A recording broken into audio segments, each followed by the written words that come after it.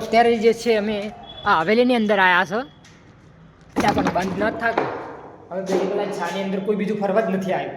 તો તમે જોઈ શકો છો અહીંયાની અંદર આ રૂમ હતું, આ રૂમની અંદર આ બીજું રૂમ, આ બારી ને એની અહીંયાથી તમે આખું જોઈ શકો છો કેટલું મસ્ત દેખાય છે. અહીંયાથી આટલી નાની બારી છે, ઘણું પુરાણી વસ્તુ છે. પછી અહીંયાથી હવે નીકળી જઈશું. તમે જોઈ શકો છો અહીંયા આ બધું. ઓકે,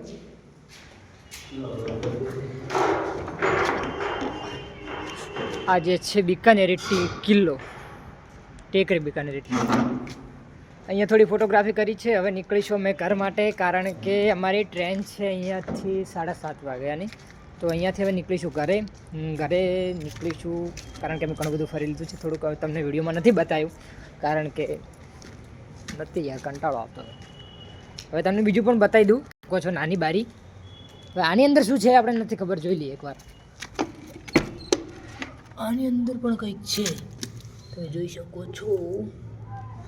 ગુફા જેવું લાગે છે, ખબર નહીં શું છે. કંઈ નથી, કોઈ ગુફા જેવું છે.